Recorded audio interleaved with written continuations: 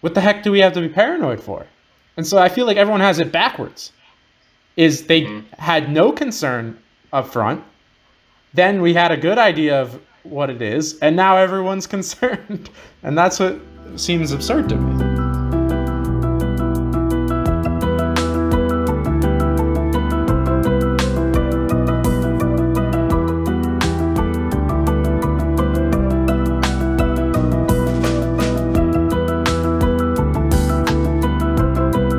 You are now doing less once more. John, Jeff, and Brendan, welcome back. Today we're gonna get started. Brendan was gonna have a little thing to say, but I beat him in rock paper scissors, so I get to start first with my.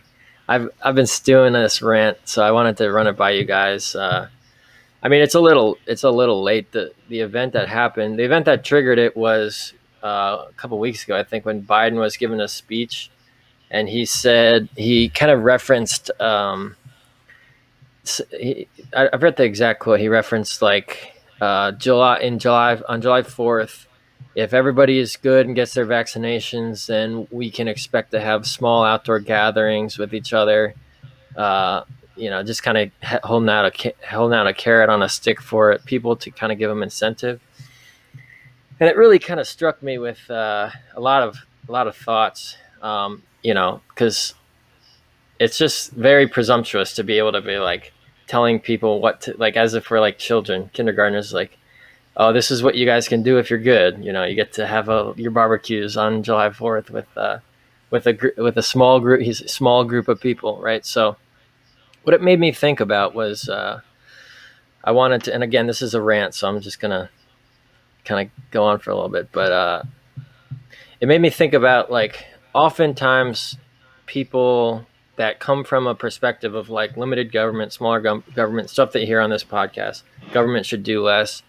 It starts with the kind of first step is, if I tell you to leave me alone, that's like sufficient. I don't need to defend myself. If I tell you to leave me alone and you tell me why should I leave you alone, I have no obligation to answer you. I can just walk away, and it should speak for itself. Like, I'm a grown adult that has the ability to, if I request to be left alone, you should respect that request if you really do have in mind that you want what's best for me. But if you are operating under the guise that you know what's best for me better than I do for myself, so you're going to actually, no, you're not going to leave me alone. You're going to tax me more, or you're gonna mess around with monetary policy that affects the dollars in my pocket, right? Stuff like that I might request that you don't do, and then you do anyway, right? A lot of people that come from that position don't feel the need to defend it. It just kind of speaks for itself. But I actually wanted to take this example to go into it, to say, actually, here I'll explain why. Right. So actually to entertain the conversation. So if I say, leave me alone, and you say, why should I leave you alone? It's like, okay, here's why, right? When you lend somebody the power to tell you what to do and to have that much control over your life and have that much power over you, if they, let's lend them the most credit you can lend them. They actually want what's best for you, right? So they're trying to make the decision based on how can they help you the most, right? So the data on COVID is it's not fully clear. We don't know exactly what to do to get out of this thing. We just kind of are guessing, right? Especially at the upper level, they can't tell us one silver bullet to say, if everyone does this, you're fine. Like they try to say, if everyone wears masks, but it's like, we've been trying that. It helps, potentially helps a lot, maybe. We don't really know. We can't really study it that well. It's hard to do those kinds of tests when it's just such a chaotic system.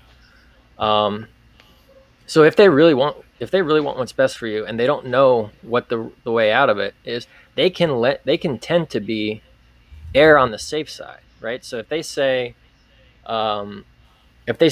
we're trying to protect you, right? We've already given ourselves the power to tell you what to do, and we want to protect you. So we have to err on the safe side. We don't know exactly what the best way is.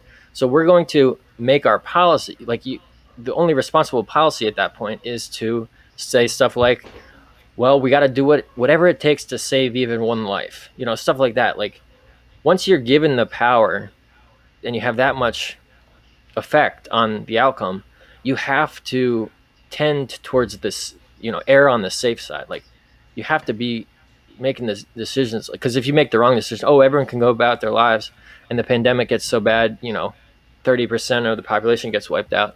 Everyone's going to say, look at what'd you do, you made the wrong decision.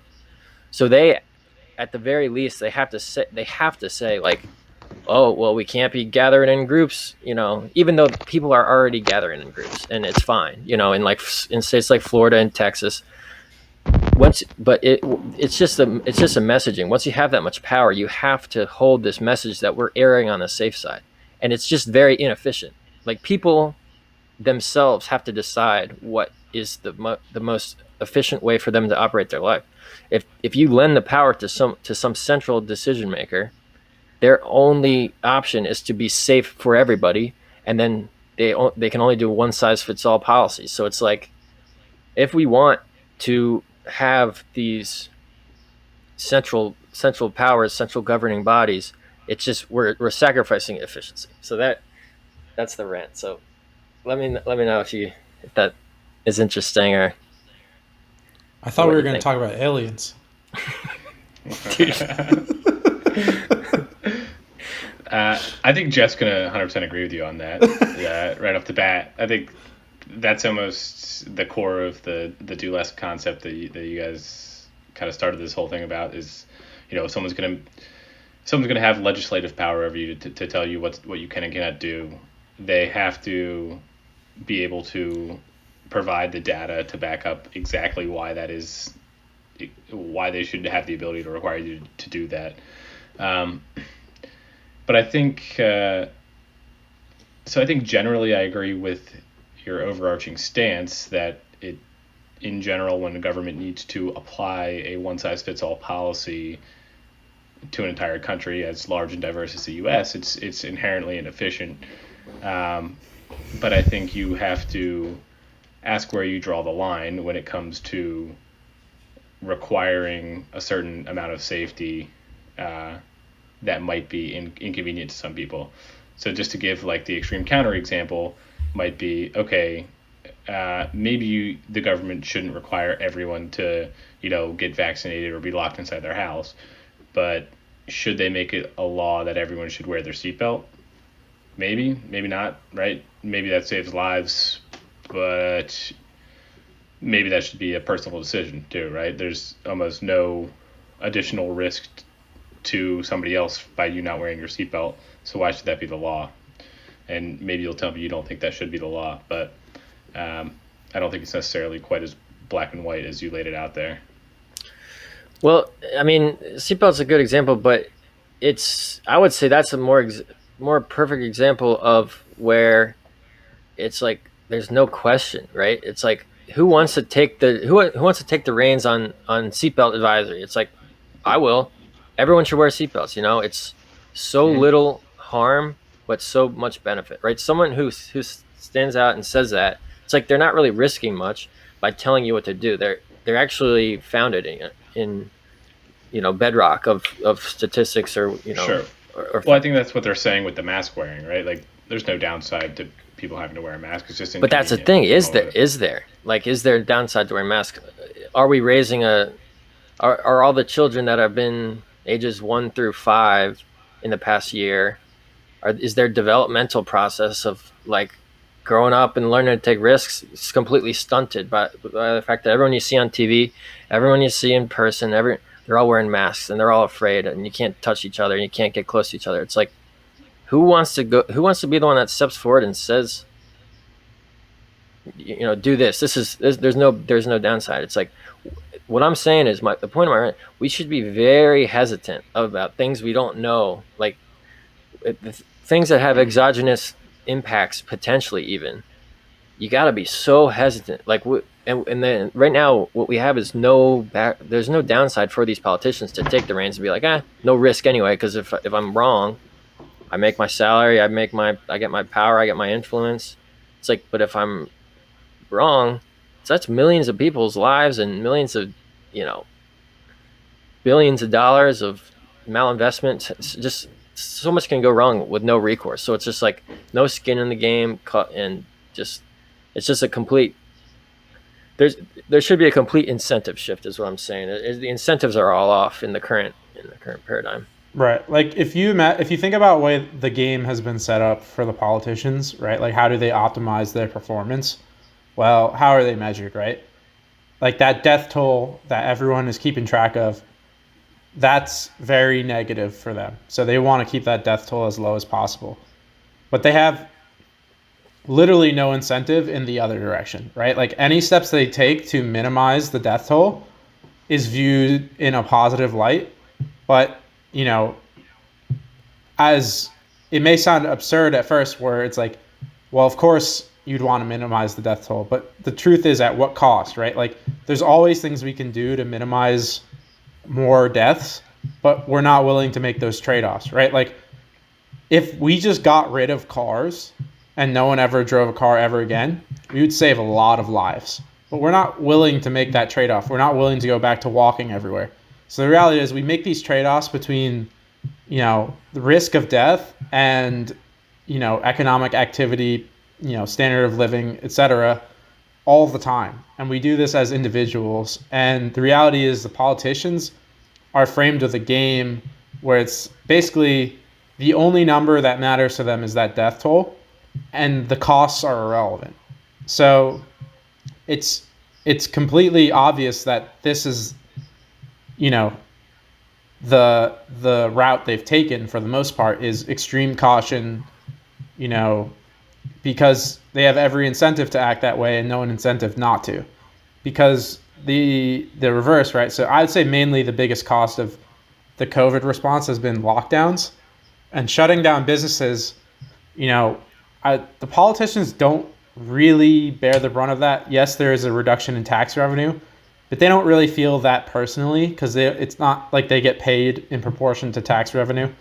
So I would say like the government as a whole may feel that, but I don't think the government's run that way where it's all about maximizing tax revenue. I don't really think our government's been optimized in that sense. And so I would just say it's not necessarily a flaw in any of these policies individually. Like I don't actually think I think people would wear masks even if the government never told anyone to do it. I think that's just sort of like a natural response to a pandemic.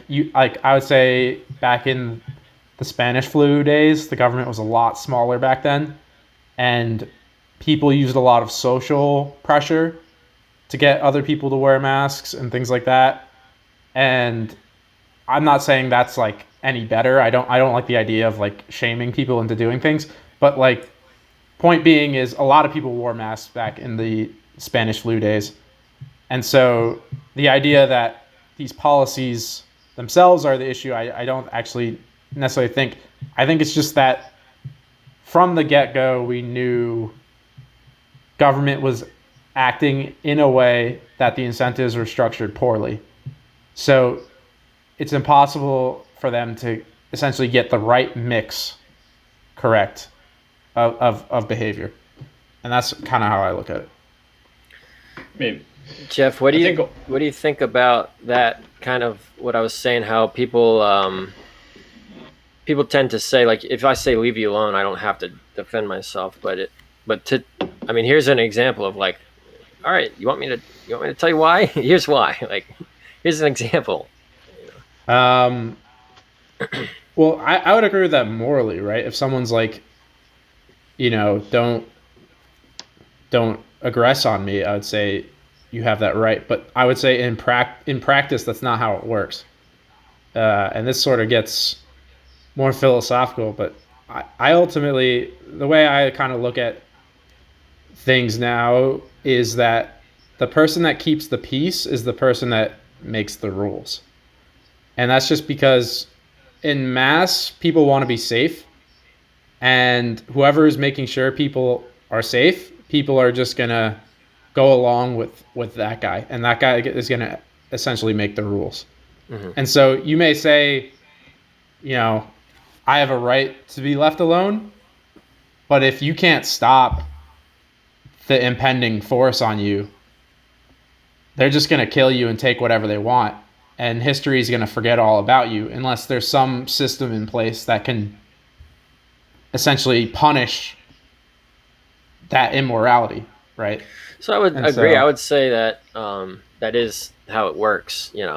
What you've described is pretty much not even able to be argued against. So like that's just how it works. If you have the stronger force, then you can make the rules. But what I'm kind of just pointing to is like to make the moral argument. Like if somebody who is the most powerful and is making the rules and will not ask you if you want to be bothered or if you want to be left alone, are they even keeping the peace at that point, or are they is that actually they're maintaining a non-peaceful non-optimum?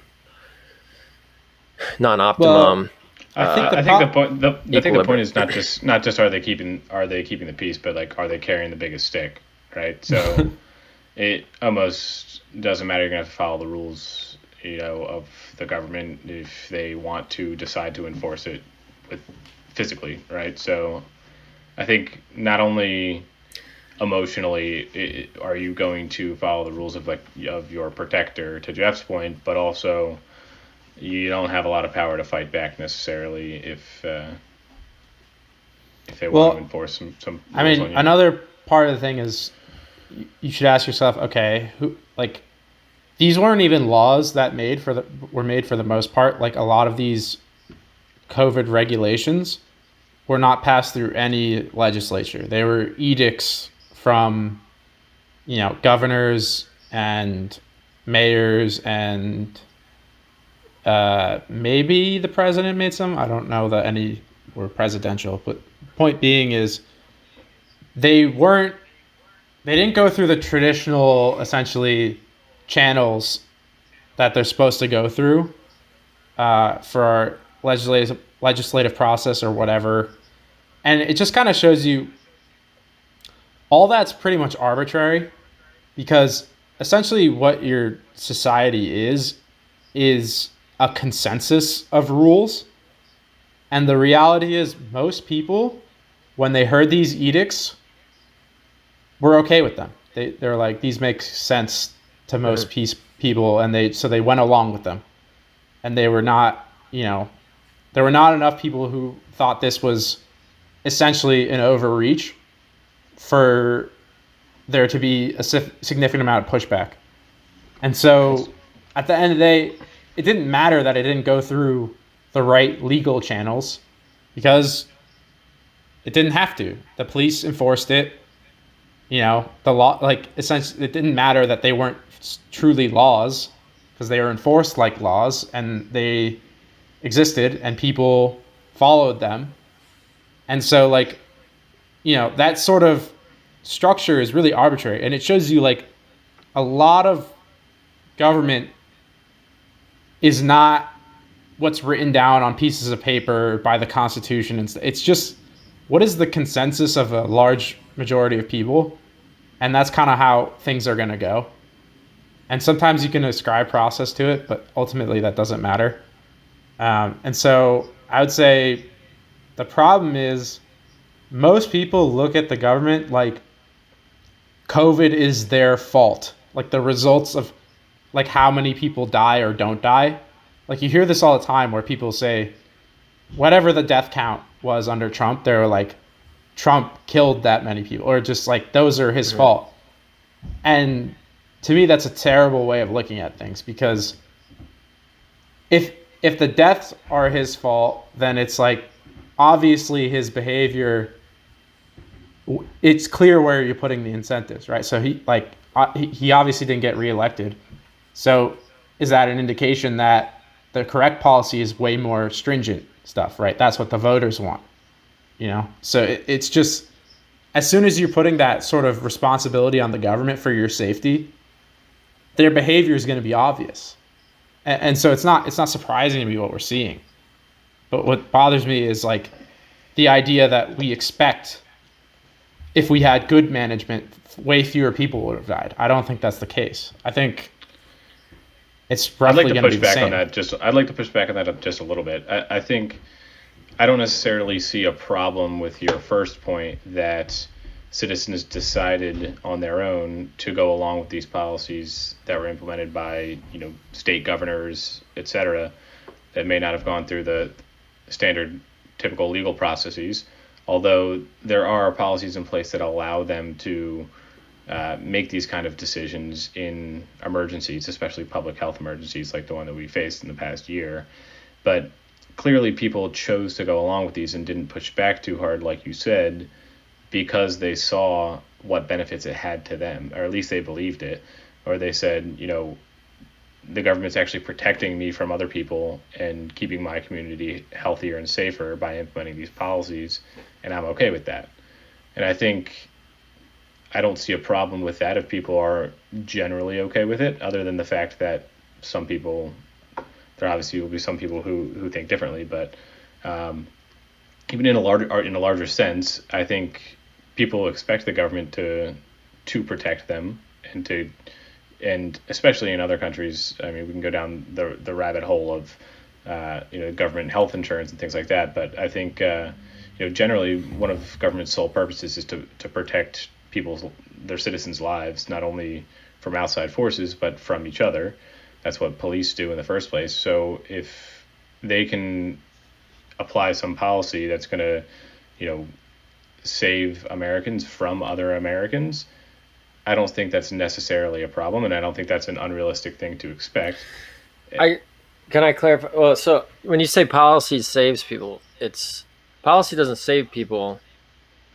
All policy can do is put people in cages, right? So if you can say like, oh, the number of people that were put in cages, like people that were sent to jail for not following these orders, is a net positive because it incentivized less risky behavior for other people. It's like, it's still the people that decided that they wanted to operate under this system of incentives. It's up to the people that make the decision. Sure. I think the point still applies though, right? Like we can be okay with, reckless driving laws or something like that. That's a policy in place that protects us from each other, through force of putting people in jail if they don't comply. And I don't think that's a bad incentive structure. So like, here's where I think like the overreach happens, right? So let's say you have a gym where everyone going in and out of that gym is essentially going, let's say they go so far as to like sign a contract or a waiver saying they consent to the risks of being in that gym. At that point, is it not okay for people to be deciding on their own that, like, does the government really need to say this thing needs to be shut down? Like, you're not allowed to assume there's risk just because you might then go out to a different, like, to me, you have to treat essentially every place you gather as that like risk point, right? So if you go to a supermarket, that's you're taking a risk there. And if you go to a gym, you're taking a risk there. If you're going wherever else, and you have to treat all these places individually as their own sort of black box where you have people coming in and out where you're assuming you don't know where they've been, you don't know what they could have, and then you treat the risk at that location, right? So it's like, because you're never going to have like this idea of contact tracing where you're going to figure out where everyone got it and then isolate it and then like contain it in a country of this size, to me is absurd. I don't think you're ever going to effectively completely contain a disease in a country of 300 million people and like with as fluid borders as we have, because how many people are coming in and out of the United States all the time from different countries? It's enormous, the number of people. So I don't think that's realistic, right? So you basically, the only practical way to go about it is to say, okay, everywhere you go, this is a risk, a potential risk for you. Mm-hmm. And then those places can say, if you come in here, you're taking a risk, you have to sign a waiver. And then you choose whether or not you want to take part in that, properties, whatever business, whatever it might be. And if there's public property, then you leave that up to the government because they own that as far as we're concerned. And to me, that's the only practical way to do it. I think there's an overreach when a government says the gym can't open, even if everyone's okay with the risk at the gym, because there are going to be risks somewhere else as well. I think that's taking it too far. Yeah, I don't disagree with that. I mean, I think most generally people should be, this goes back to these type of conversations we were having 8 months ago, but I think most generally people, should have the ability to assess their own health risks and make their own, assessment of the life choices they make. They should just, the government should be educating people on it, obviously, and saying like, hey, if you want to go to nightclubs, like, really good chance you're going to go get COVID. I think I like the idea of giving the freedom to take those risks. Same reason you should be allowed to go skydiving and smoke cigarettes. But I think there's a point to be made about the moments if and when like hospital systems were overwhelmed originally and things like that. That might be a wrench in that conversation. But otherwise, I think especially with our current status of our health system kind of being prepared for it. Well, can I just say, I would agree. Jeff, you might. I just want to. There's one thing you said, Dale, that I don't mean to be like a stickler on language because I know we're just chatting, but like when you said that the government gives the people the freedom to do stuff like that, it's like no, like that's not. They shouldn't. Sure, they shouldn't take away your freedom. Right, you have the freedom, and it's like the way that we think about it. We can't think about it like the government's allowing us to do things because it's like right. It's like, but yeah, Jeff, what you're gonna say? Well, I say like you have to. I say get out of COVID for a minute, right? Like forget COVID. Just think about this from a philosophical pandemic point of view. There's a very key variable, which is like mortality rate. I think this is highly relevant, right? Because imagine a disease that's. Also there's contagious rate. It's like R0 or whatever. I don't know the exact. I'm not an epidemiologist, but how contagious is it and how lethal is it? You can imagine a disease that spreads like COVID. COVID's crazy contagious and kills 90% of everyone who gets it, right? You can imagine such a disease, okay? I think in that Which I would say that's kind of what we thought when we first recorded a podcast about this over a year ago. We were like, this could be like... I do want to bring up something related to that as well. All right, yeah. Later, but... So imagine this disease, right? I think actually in this scenario, it's almost makes sense for a government to be basically genocidal at that point, to protect, other people, right? And I actually have a theory that that's where this sort of program in our brain comes from to commit genocide is from viruses, like very, very contagious, deadly viruses. Because you can imagine, right? You have a tribe and, this disease is spreading, killing everyone who gets it, or almost everybody, like 90%, very contagious. If you can just kill every single person that has it and then like distance yourself from it, then it's over, problem solved, right? And if you look at like a lot of genocides, there's a lot of rhetoric of cleansing and like this human, this race is a disease. There's a lot of rhetoric that's like very similar to viruses.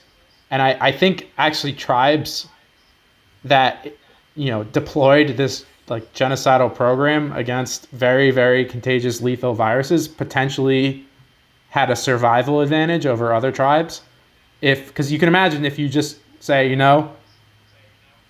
we're not going to do anything about it because everyone has a right, it might just wipe out your tribe, right? Like that's totally realistic. Yeah.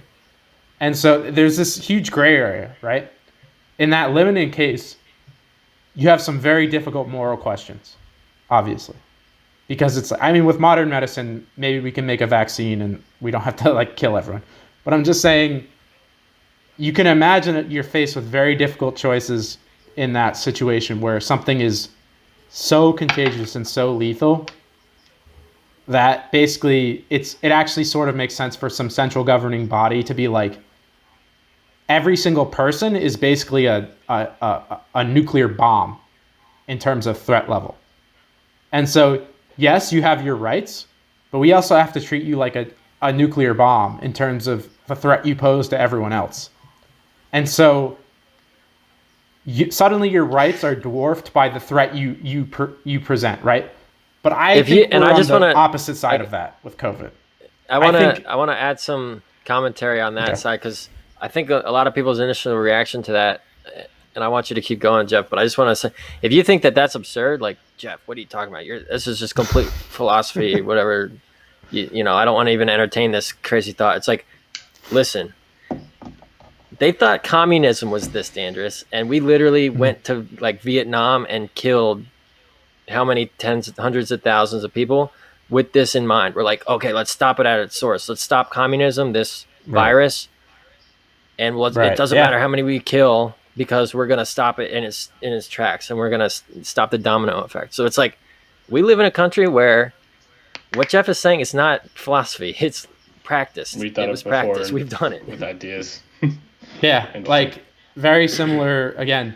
Not saying that's right, but it's like some language though. But like, it's the way we treated it, communism back then was like a virus, right? Like you said. And so, obviously this is pure speculation about this being like a program we have to face viruses. That could be complete bullshit. But my point is, and I want to just say, I do think communism is probably, I mean, it's not a pathogen, but it is one of the most dangerous things that a human can fall victim to. But I don't think it's justified to commit genocide. No. But Jeff is, no, I don't think it's justified to commit genocide, even if you have a deadly virus. I'm just saying, suddenly it doesn't seem so crazy. Right. If you're facing the extinction of your tribe or what have you, your entire species. But it's just philosophical, okay? But my point is, if each person is not only a person with rights, but also a nuclear bomb in terms of like threat to other people, you're on this one side of the spectrum in terms of like, how do we treat people, But when you look at the COVID numbers, it's very low mortality rate. So I think we're on the other side of this. We're on the other side where it's the individual rights are way more important than the threat a single individual poses to others. And so to me, since we're so far on the other side of this, I admit there is definitely a gray area here. But I feel like we're so far to one side of this. Like, I don't understand why we're being so cautious. I think we should let individuals, sort of take the reins here.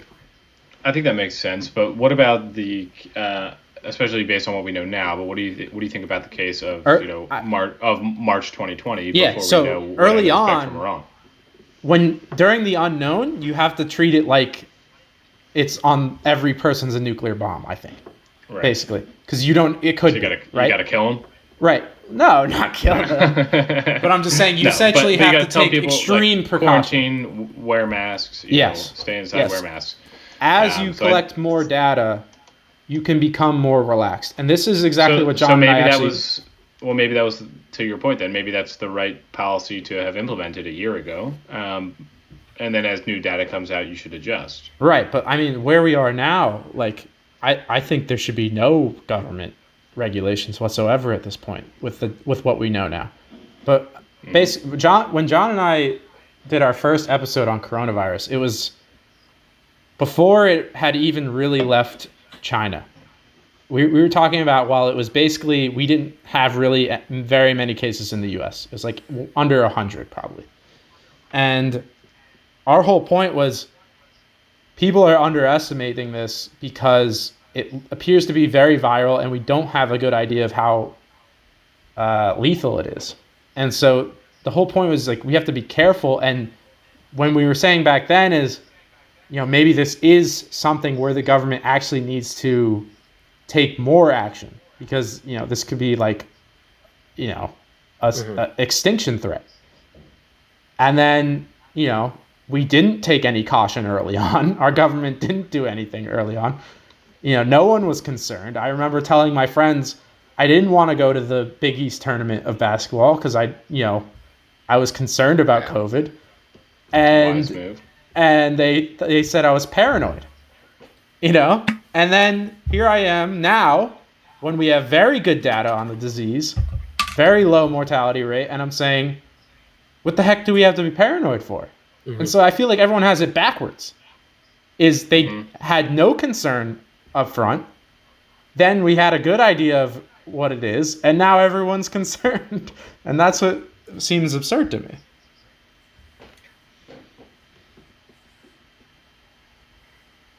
Yeah. I don't disagree. But none of this has to do with aliens. They're just laughing at us.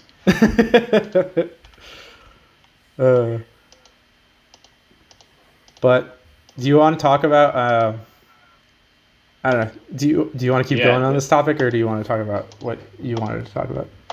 Yeah, I want to talk about a different subject, but it's such a change of course. We might want to even just split this into 2 separate episodes. Which wouldn't be the worst thing to have to, have like a 40-minute and a 25-minute episode. Yeah, let's do that. Let's do that, and people. let me say one more thing, or we can all say a little bit more if we feel necessary. But I got nothing else to say on this. So just to go back to my original questions, so I do agree that those with the power, make the rules. But I kind of what I wanted to start with this was but that being that's a given. If Joe Biden came to you, Jeff or Brendan, and was like, and it was like, what should I do with all this power that I gained in the during the coronavirus, during the pandemic? You would obviously be like, give it back, like relinquish it. You wouldn't say to them, give me. you wouldn't say to him like, well, you have all the power, you control the military, so it's your decision. You would say, oh, listen, you're doing the wrong thing. And that's just where I wanted the conversation, which it did. I wanted to just be like, what is the right way to be? And I think it's obvious, Jeff. You painted a picture well of. So given that this power exists and can exist, right, that our current federal government holds, given that it exists, is that a bad thing? Okay, well, maybe not. Maybe in some rare instances that we hope we never have to run into, okay, the government does a power grab and can potentially save some people. Okay, that is in the realm of possibility. But it's like, okay, given that exists, what does that look like? Well, it's very limited, and when it happens, it's quick and it's checked, and it's very scheduled and regimented, and it's like, okay, we're gonna be making this edict, but it's very much we're flying over our station, and obviously everybody knows that. And so as soon as this is over, or as soon as we get more data, everything is going to change. But it's like, yeah, we've gotten so much more data, and we've gotten so much room to change course and update our plan of action. It's like there's no change. It's only expanded. The government advisory and control over the situation has only expanded with no evidence that it's like this is good. So that's what I'm trying to say. It's like, yeah, I think the only thing I'd want to add to that is like, even to your point that it should be only warranted in very extreme scenarios where the government can step in and take that kind of power grab. In scenarios in which they do that, it should then be checked on like, a weekly or monthly basis to look back and say, hey, do we still need to have this level of unchecked power, because then I think there's been historical scenarios where like martial law gets implemented by some dictator because there's like a threat of war or something like actually somewhat legitimate, and then it's never given back to the people, and they like you see some general make themselves king. So yeah, I think that needs to then be regularly analyzed after the fact. I mean, I don't even know. The people have gotten checks. They've gotten COVID checks, but they haven't gotten checks on the government. Okay, that's pretty lame. Jeff, you go. I don't know that it's even avoidable, to be honest. I mean, I think when you have a threat that requires great central action, if you don't even have the mechanisms in place to essentially act, someone will rise up to the occasion and essentially take on that role, right? It's, if you have a threat at your door, right? Like some country comes to come take us over or whatever, and we don't have just, a centralized military or whatever. I imagine what would happen is whatever small limited government system we have in place would suddenly rise up and people would back it to seize more power to essentially defend us against that threat. And the problem is when it's organic like that, it never comes back to the people, right? Because it's like this wasn't in place, and the systems for rolling it back don't exist because it just happened organically. And so once that person's in control, they've defeated the threat. They're now emperor, because why would they give it up? It would require someone of such like nobility, such humility, to say, I now give, the threat's over. I now give it back to the people. But obviously that never happens. So I think we need better systems that are more flexible in terms of like power levels, right? Instead of even thinking about government influence as some dynamic thing in and of itself, I think it has to be proportional to the threat level, and it has to be able to increase and decrease very easily. I don't know. Maybe that's optimistic. I don't know. But it seems like our system it's like for most of history, it was like pulling teeth to get more power to the government. And then as soon as it was in, it was sort of like the organic system where it was like, well, you're not getting it back because now that it's here, you're never getting it back. And so that's sort of the problem, is when it's so hard to increase that, influence level, it seems like it never comes back. I like that framework. That's an interesting way to lay it out.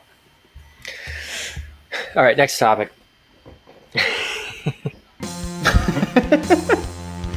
Should we close up this episode? I think so. All right. Take Check it away, back host. with us next month for the next episode. All right, Dale, next episode. Here we go.